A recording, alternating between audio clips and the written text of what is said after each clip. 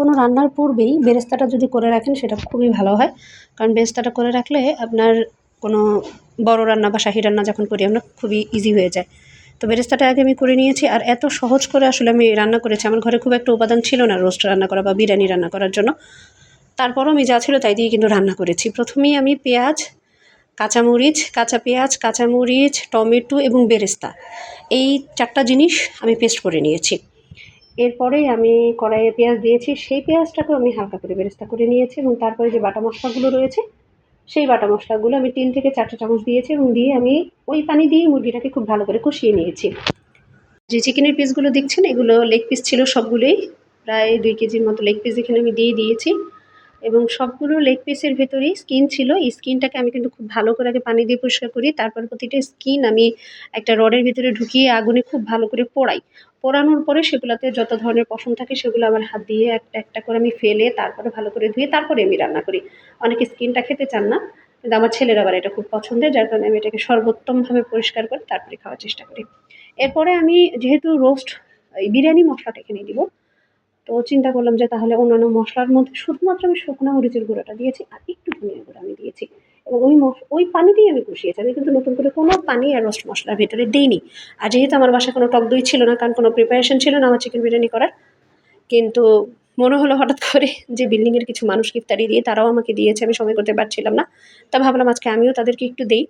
তা আমি রাঁধুনির যেই বিরিয়ানি মশলা রয়েছে সেটার অর্ধেকটা এখানে দিয়ে দিবা। আর এখানে যেহেতু আমার কাছে টক দই ছিল না, আমি কিছুটা গরম পানি নিয়েছি, 5 থেকে 6 চামচ গুঁড়ো দুধ দিয়েছি, এবং 4টা লেবুর চিপে আমি দিয়ে দিয়েছি। আমি এভাবে টক দই বানিয়ে কিছুক্ষণ রেস্টে রেখে দিলাম। এই ফাঁকে আমার মুরগিটাও কষানো হয়ে গেল। তারপর আমি একটু ভাজা ভাজা করলাম। আর এই রান্নাটা করার সময় আসলে খুব বেশি বসে থাকার অবকাশ নেই, কারণ একটু লেগে গেলে বা পুড়ে গেলে গন্ধ হয়ে যাবে। মুরগিটা যখন একদম আমার কষা কষা হয়ে গেল তখনই আমি টক দইটা দিয়ে দিয়েছি। রান্না হচ্ছে ধৈর্যের বিষয়, আর্টের বিষয়। ধৈর্য ধরে রান্না করতে পারলে আসলে রান্নাটা মজা হবে। দেখেন কি সুন্দর ঘন ঘন হয়েছে, আলহামদুলিল্লাহ। তো এরপরে আমি টক দইটা দিয়ে দিলাম, এবং এই পানি দিয়ে আমি মূলত আসলে আমার চিকেনটাকে সিদ্ধ করেছি, কারণ ফার্মের মুরগি সিদ্ধ হতে একদমই সময় লাগে না। এখানে যদি অতিরিক্ত পানি দেন তাহলে আর একদম ভর্তা ভর্তা হয়ে যাবে। তো আমি অল্প একটু পানি দিয়ে নিচে চামচ দিয়ে তারপরে এটাকে আমি ঢেকে দিয়েছিলাম। চামচটা দেওয়ার কারণ হচ্ছে কি, তলাটা লেগে যায় না, একদম নিভু মোটামুটি একটা জাল দিয়ে 5-6 মিনিট ওখান থেকে সরে আসা যায় কি, এটা হচ্ছে মেন কারণ। আর এই যে মটরশুঁটি রেখে দিয়েছিলাম ফ্রিজে, তো আজকে কাজে লেগে গেল। পোলাওয়ের সাথে মটরশুঁটি দিয়ে দিলাম বেশ কিছুটা, আমার খুব প্রিয় জিনিস এটা মটরশুঁটি পোলাও। তার সাথে হচ্ছে যে বিরিয়ানি মশলাটার আমি অর্ধেকটা রেখে দিয়েছিলাম, সেই অর্ধেকটা বিরিয়ানি মশলা আমি আবার এখানে দিয়ে দিলাম। এর সাথে বেশ কিছু কাঁচামরিচ দিয়েছি, লবণটা দিলাম আন্দাজে, খেয়াল করা রোজার দিন বিসমিল্লাহ বলে দিয়ে দিয়েছি। এরপরে আমি হাঁড়ি চেঞ্জ করেছি, মানে আরেকটা হাঁড়িতে আমি উপরের যে পোলাওয়ের চালগুলো ছিল সেগুলো আমি তলায় দিয়ে দিয়েছি, কারণ যেন এটা নরম না হয়, একটু ঝরঝরা হলে ভালো লাগে খেতে বিরিয়ানিটা।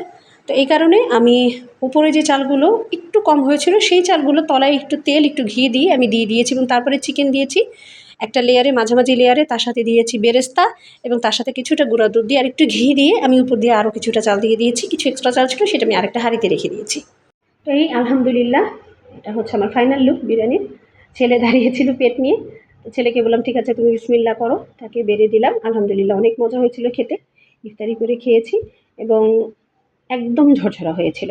আর এত কম মশলায় বিরিয়ানি যে এত মজা হয়, আমি আসলে নিজে রান্না করলে কিন্তু ভালো লাগে না খেতে, আমারও কখনো ভালো লাগে না, কিন্তু এই রান্নাটা আলহামদুলিল্লাহ অনেক মজা হয়েছিল।